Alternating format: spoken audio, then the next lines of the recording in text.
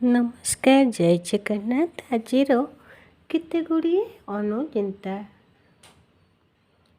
1 number, ତୁଳସୀ ଗଛ ହେଉଛି ଘରର ରକ୍ଷାକର୍ତ୍ରୀ, ଯିଏକି ଆମ ପରିବାରକୁ ରକ୍ଷା କରିଥାଏ ଓ ଜୀବନରେ ସୁଖ ସମୃଦ୍ଧି ଆଣିଥାନ୍ତି। କିନ୍ତୁ ଯଦି ମା ବୃନ୍ଦାବତୀ ପୂଜାପାଠ ସତ୍ତ୍ୱେ ମଧ୍ୟ ଶୁଖି ଯାଉଛନ୍ତି, ତେବେ ଏହା ଭବିଷ୍ୟତରେ ଆର୍ଥିକ ସଙ୍କଟର କାରଣ ହୋଇଥାଏ। ଯଦି ଆପଣଙ୍କ ଘରେ ଅଚାନକ କଳହ ଦେଖାଯାଇଥାଏ କିମ୍ବା ଛୋଟ କଥାରେ ଝଗଡ଼ା ହୋଇଥାଏ, ତେବେ ଆର୍ଥିକ ସଙ୍କଟ ମଧ୍ୟ ଆଡ଼କୁ ଯିବାର ଏହା ଏକ ସଂକେତ ଅଟେ। ଘରେ ବାରମ୍ବାର କାଚ ଜିନିଷ ଭାଙ୍ଗିବା ଶୁଭ ସଂକେତ ନୁହେଁ, ଏହା ଧନ ହାନିର ସଂକେତ ହୋଇଥାଏ। ତେଣୁ ସବୁବେଳେ ଏହି କଥାର ଧ୍ୟାନ ରଖନ୍ତୁ। ଚାଣକ୍ୟ ନୀତି ଅନୁଯାୟୀ ଯେଉଁ ଘରେ ବ୍ୟକ୍ତି ପୂଜା ପାଠରେ ମନ ଲଗାନ୍ତି ନାହିଁ, ଈଶ୍ୱରଙ୍କୁ ଅଣଦେଖା କରନ୍ତି ଓ ସର୍ବଦା ପର ନିନ୍ଦା ପର ଆଲୋଚନାରେ ବୁଡ଼ି ରହନ୍ତି, ସେହି ଘରେ ଲକ୍ଷ୍ମୀଙ୍କର ବାସ ହୋଇନଥାଏ। ସର୍ବଦା ବୟସ୍କମାନଙ୍କର ସମ୍ମାନ କରିବା ଉଚିତ, କାହିଁକି ନା ଗୁରୁଜନମାନଙ୍କର ସମ୍ମାନ ଓ ଆଦର କରିବା ଦ୍ୱାରା ତାଙ୍କର ଆଶୀର୍ବାଦ ଲାଭ ହୋଇଥାଏ, ଯାହାକି ଜୀବନରେ ସୁଖ ଓ ସମୃଦ୍ଧି ଆଣିଥାଏ। ଆଚାର୍ଯ୍ୟ ଚାଣକ୍ୟ ନିଜ ନୀତିଶାସ୍ତ୍ରରେ କହିଛନ୍ତି ଯେ ଦାନ ସମସ୍ତେ କରିବା ଜରୁରୀ ଏବଂ ଦାନ ସର୍ବଦା ନିଜ ଓଜନ ଅନୁସାରେ କରିବା ଉଚିତ। ଯେଉଁ ଲୋକ ଏଭଳି ଥାଆନ୍ତି, ଯିଏକି କୌଣସି ଚିନ୍ତା ନ କରି ଦାନ କରିଥାନ୍ତି, କିଛି ନ ଭାବି ଚିନ୍ତା ନ କରି ଦାନ କରିବା ଉଚିତ ନୁହେଁ। ଯଦି ଆମେ ଏଭଳି କିଛି କରୁଛୁ, ତେବେ ଆମ ନିଜର ସବୁକିଛି ହରାଇ ଦେଇଥାଉଁ।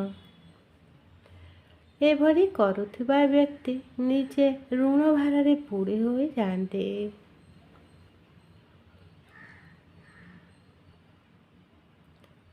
ପରବର୍ତ୍ତୀ ନମ୍ବର, ଚାଣକ୍ୟ ନୀତି ଅନୁସାରେ ଇତିହାସରେ ଏଭଳି କିଛି ବ୍ୟକ୍ତିଙ୍କର ଉଦାହରଣ ରହିଛି, ଯିଏକି ଅଧିକ ମାତ୍ରାରେ ଧନ ଦାନ କରି ଋଣ ଭାରରେ ଅସୁବିଧାର ସମ୍ମୁଖୀନ ହୋଇଛନ୍ତି।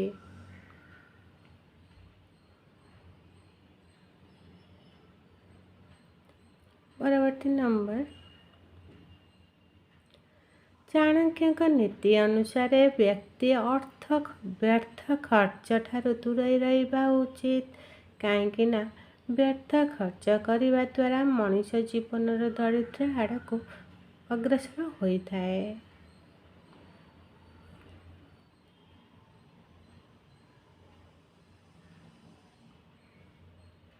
ଅତ୍ୟଧିକ ଦାନ ଦ୍ୱାରା ବ୍ୟକ୍ତି ଅନେକ ସମୟରେ ଅହଙ୍କାରୀ ହୋଇଯାଇଥାଏ।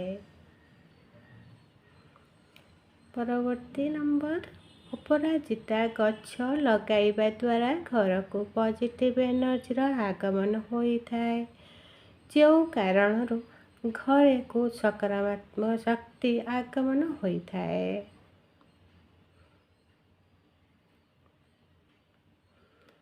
ଯଦି କେହି ବ୍ୟକ୍ତି ବା ଛାତ୍ର ପରୀକ୍ଷାରେ ଅସଫଳ ହେଉଛନ୍ତି, ତେବେ ନିଜ ବଗିଚାରେ ଗୋଟିଏ ଅପରାଜିତା ଗଛ ଲଗାନ୍ତୁ।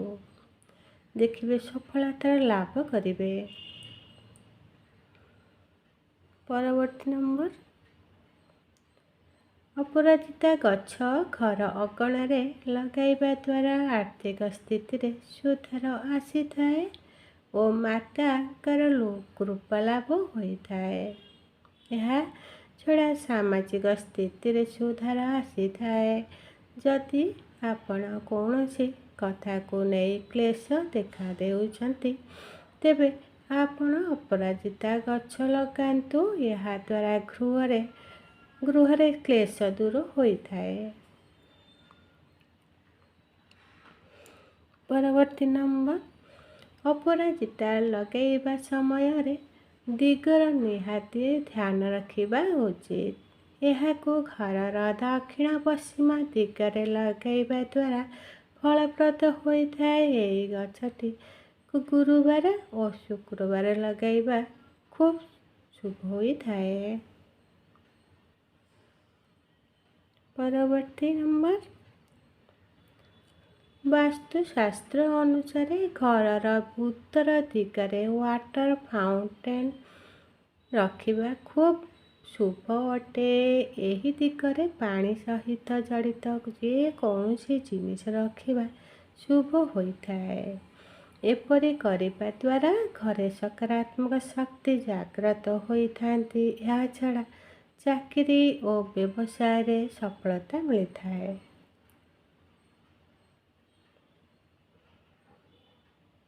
ପରବର୍ତ୍ତୀ ନମ୍ବର, ବାସ୍ତୁ ନିୟମ ଅନୁସାରେ ଘରର ଉତ୍ତର ଦିଗରେ ପଇସା ଟ୍ରେଜେରୀ ରଖିବା ଖୁବ୍ ଶୁଭ ଅଟେ। ପଇସା ଟ୍ରେଜେରୀ, ଆଲମାରୀ ଏସବୁ ଜିନିଷ ରଖନ୍ତୁ। ଏହି ସ୍ଥାନରେ ପଇସା ରଖିଲେ ଅର୍ଥ ଅଭାବ ହୋଇନଥାଏ ଏବଂ ପରିବାର ଉପରେ କୁବେରଙ୍କ କୃପା ରହିଥାଏ।